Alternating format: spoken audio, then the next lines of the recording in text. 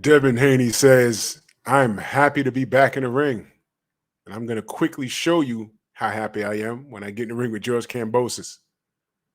Let's get to it. Push the weight and no flex. The live is one in the six. With the runner boy, you nigga, no question. You will run a motherfucker high stepping. Hey, you never had a big enough weapon. Motherfucker never learned your lesson. I'm a 88 pack nigga. I'm a 88 pack nigga. I mean, day walker, drink blood, fangs out, full moon, motherfucker change like a hoe, nigga. I'm just a nigga from the hood trying to stack a little cheddar for the money. Drew Titan, Bronx on deck. Shout out to the mighty LDBC. Boxing scene. Link will be in the description. It's written by my buddy Jake Donovan, one of the few boxing journalists that I trust. It says here, there are far more significant fights that await Devin Haney. Good news, the undisputed lightweight champion, is that with a win, he won't have to wait very long to grab the next lucrative opportunity. Haney is set for his rematch with Sydney's George Kambosos, whom the Las Vegas-based champ soundly outpointed June 5th in Melbourne to fully unify all the titles at lightweight. Haney defended his WBC title while winning the lineal WBA Super, IBF, WBO belts in a lopsided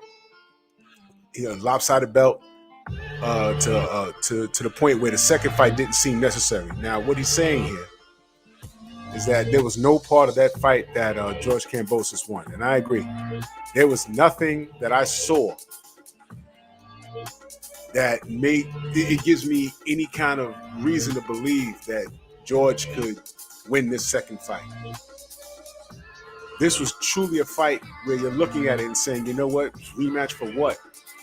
George Kambosos didn't have one shining moment in this fight at all.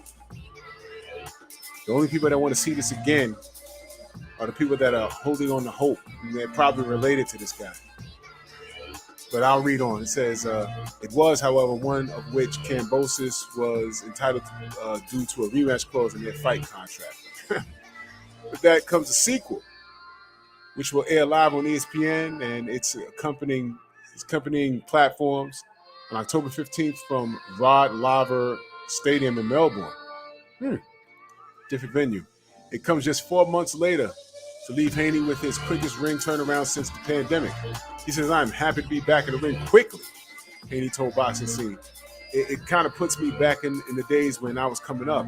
I do believe it will show when we face George Kambosos again October 15th, how much sharper I am and how much better I've gotten since our last fight. Haney has fought every 6 to 7 months dating back to November of 2020. All right. In a decision win over Yuriorkis Gamboa in Hollywood, Florida. I remember that. Yeah. The rate of activity is typical by today's industry standards, whereas the unbeaten Las Vegas-based champ, who is still a full month from just his 24th birthday, enjoyed a more hectic schedule upon arriving on the title scene. So Devin has been very busy, yo. This is exactly what we want from a champion.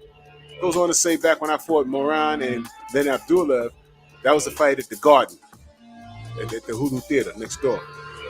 He said, I fought 4 times that year, noted Haney, who will attempt his 6th overall title defense and 5th straight against the former or current title holder. When I'm that active, where I can just pick right up from where I left off in the last camp, I feel much sharper in the ring. So basically what I'm getting from this is George would have been better trying to let this marinate. But here's the problem. Devin Haney is always looking for smoke. So if George wouldn't exercise that rematch clause, I think Devin would have been chasing around Lomachenko. And don't look now, Shakur's in 130. He's at 135. You still got the Tank fight out there. You still got Ryan Garcia out there. I don't even know why he's being spoken about, but whatever.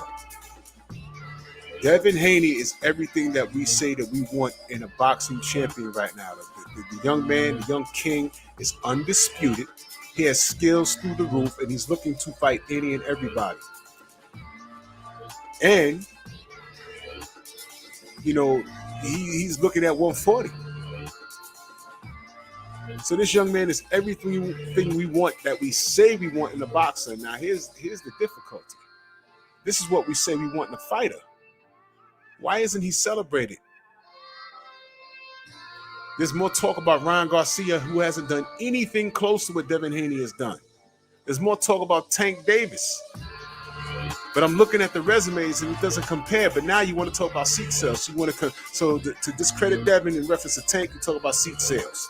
To discredit Ryan Garcia, to discredit Devin Haney to Ryan Garcia, you talk about Instagram followers. I mean, what's next?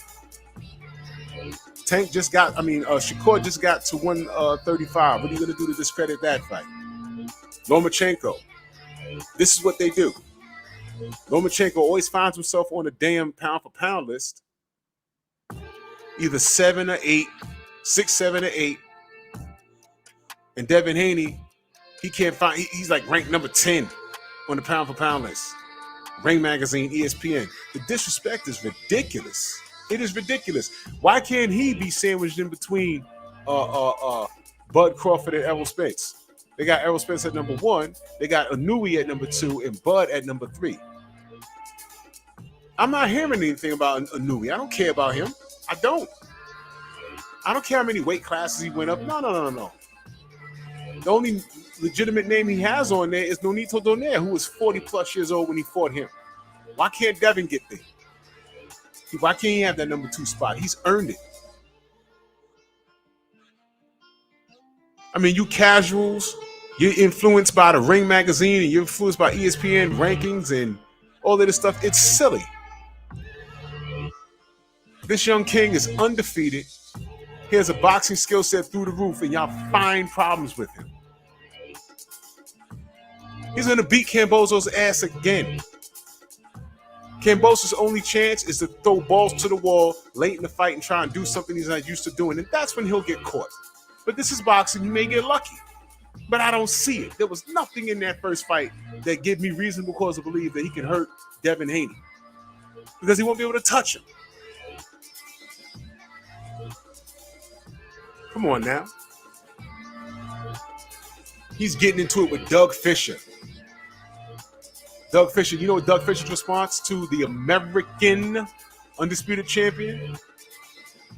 Since they do some weird stuff with their rankings and their pound-for-pound list, Devin mentioned something on it. He says, hey, man, if you don't like it, send the belt back. What the fuck? He would never say that to Tyson Fury. He would never say that to Alexander Usyk. But he says it to Devin. You guys put together a list and leave Devin Haney conveniently off of it. And he says, man, that's why I don't pay no attention to this stuff. And you respond by saying, well, send it back? How about explain why he's always left off? Or if he's put on a list, he's always lower than Vasily Lomachenko, who ducked him. Y'all understand why the LDBC exists right now? Y'all get it now? Because if we're not here to point out the discrepancies in old media, y'all be running around doing everything and anything. Not on our watch. Bronx on deck. Move!